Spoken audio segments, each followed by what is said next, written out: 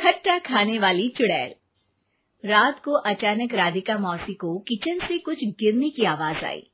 उन्होंने बाहर निकल के देखा तो किचन में उन्हें कोई सफेद साड़ी में दिखा। वो चीख पड़ी, हे भगवान, आलतू जलाल तू आई भला को टाल तू, आलतू जलाल तू आई भला को टाल तू। राधिका मौसी को चीखते सुनकर श्रवण बाहर आता है भागते हुए। अरे माँ, क्या हुआ? क्या देख लिया? दादी माँ आ गई क्या सपने में?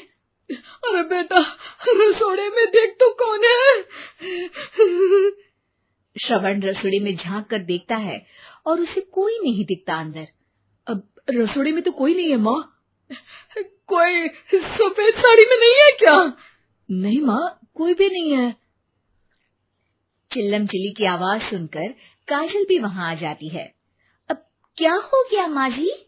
अरे बेटा, रसोड़े में एक चुड़ैल थी सफेद साड़ी में। अरे क्या कर रही थी वो अंदर? अरे बताया नहीं, कल आएगी ना तो पूछ लूंगी। चुड़ैल जी, आपका क्या प्लान है? माँ जी, रात बहुत हो गई है, आपने कोई बुरा सपना देखा होगा, चलिए सो जाइए। राधिका मौसी सोने तो चली जाती है, पर उनको रात भर नींद ही नहीं आती। वो कुछ भी उलझुल बातें सोचने लगती है। कहीं चुड़ैल की वजह से तो घर में टेंशन नहीं हो रहा, कहीं उसी की वजह से तो वो दादी नहीं बन पा रही। सुबह जब राधिका मौसी रसोड़े में छानबीन करती है तो पाती है कि नींबू का अचार गायब है। चुड़ैल नींबू का अचार ले गई, मुझे तो ठीक नहीं लग रहा कुछ। चुड़ैल को भी पता है कि जिंदगी का असली मजा तो खट्टे में ही है। राधिका मौसी झट से श्रवण को फोन कर देती है। बेटा, मुझे समस्या समझ में आ गई है, हमें एक तांत्रिक की जरूरत है। अरे क्या बोल रही हो माँ, तांत्रिक की क्या जरूरत है? आप पूजा पाठ तो कर ही रही हो ना। आलतू जलालतू मंत्र सारे फालतू जैसे कुछ मंत्र पढ़ो, चली जाएगी अपने आप चुड़ैल। अरे नहीं बेटा, कभी चुड़ैल को कम नहीं समझते। अरे तुझे पता भी नहीं चलेगा कि कभी वो छल करके काजल की जगह घर की बहू खुद बन जाएगी। क्या माँ, कुछ भी बोल रही हो? कहाँ काजल और कहाँ चुड़ैल? वैसे एक बात बताओ, काजल को अगर गाने के लिए बोल देना तो चुड़ैल काजल की आवाज सुनकर घर तो क्या, धरती लोग छोड़कर चली जाएगी। तुम ना पढ़े लिखे बच्चे हर चीज को मजाक समझते हो। तुम रहने दो, मैं खुद ही तांत्रिक को बुला लेती हूँ। अच्छा सुन, शाम को इमली लेके आना। क्या है कि चटनी खाए बहुत दिन हो गए है ना। नहीं माँ, इमली तांत्रिक से ही मंगवा लो ना, आटा वगैरह भी उसी से पिसवा लेना। देखो मुझे काम करना है। श्रवण रात को कई तरह की सब्जियों के साथ माँ के कहने पे चटनी के लिए इमली भी ले आया था, लेकिन राधिका मौसी के दिमाग में अलग ही फिल्म चल रही थी। उन्हें अब सिर्फ शक ही नहीं यकीन होने लगा था कि शायद चुड़ैल ने श्रवण पर अपना जाल बिछा दिया था, जिस वजह से श्रवण उनकी बात ही नहीं मान रहा था। पर कोई नहीं, आने वाली रात में राधिका मौसी खुद तैयार हो गई चुड़ैल को पकड़ने के लिए। रुद्राक्ष की माला, तुलसी का पत्ता, हनुमान चालीसा सब हाथ के पास ही था, बस चुड़ैल का इंतजार था। और जैसा राधिका मौसी ने सोचा था वैसा ही हुआ।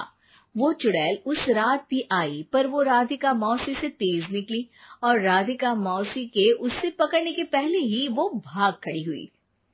जरूर बहू पे साया है उस चुड़ैल का, तभी तो श्रवण के कमरे में गई है। और अगली सुबह राधिका मौसी पिछली रात हुए हमले में किन चीजों का नुकसान हुआ उसका हिसाब लगा रही थी। उनके खेमे से एक आम के अचार की शीशी भी गायब हो चुकी थी और वो इमली भी जो कल श्रवण लेकर आया था। राधिका मौसी इस बारे में सोच ही रही थी कि श्रवण जल्दी से रसोड़े में आकर दवाइयों की पोटली ढूंढने लगता है। अरे बेटा, क्या हो गया? अब माँ, वो काजल की तबीयत खराब है, बहुत घबराहट हो रही है उसे। हे भगवान, मैंने पहले ही कहा था कि तांत्रिक को बुला लेते हैं, पर नहीं। अब देखो, उस चुड़ैल ने काजल को अपने वश में करना शुरू भी कर दिया है। हालांकि श्रवण भूतों में विश्वास नहीं करता था, पर अब वो भी डर जाता है। और राजी हो जाता है एक तांत्रिक को बुलाने के लिए। कुछ ही घंटों में तांत्रिक आ जाते हैं और राधिका मौसी तांत्रिक जी को सब बता देती है। घोर संकट, घनघोर संकट, चुड़ैल को मारू जोर चाकट, ओम भट स्वाहा खटखा के आहा। अरे ये क्या मंत्र है? मेरे खुद के ओरिजिनल मंत्र है, कल रात को ही लिखे हैं, अच्छे लगे तो दाद चाहूंगा। एक और मंत्र सुनो। अर्ज किया है आब्राकडाब्रा, दिल्ली बम्बई आगरा, चंदा मामा सोरले सुरन मामू जारा। ये मंत्र है? अरे कोई 40 वालीसा पढ़ो ना। वक्त कम है, 40 नहीं पड़ेंगे, 20-25 में काम चलाना पड़ेगा। अलग निरंजन जाके लंदन, मुफ्त का मंजान घिस मेरे नंदन। अरे जल्दी करो तांत्रिक जी, जल्दी करो।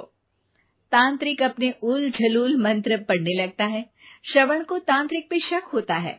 वो अपने एक डॉक्टर दोस्त को कॉल कर देता है ताकि कोई अनहोनी हो तो इमरजेंसी में चीजें मैनेज हो जाए। तांत्रिक धुनी रमाता है, जिसकी वजह से कमरे में काफी धुआं हो जाता है और जिसकी वजह से बहू की घबराहट बढ़ जाती है। अब भागेगी चुड़ैल। हाँ।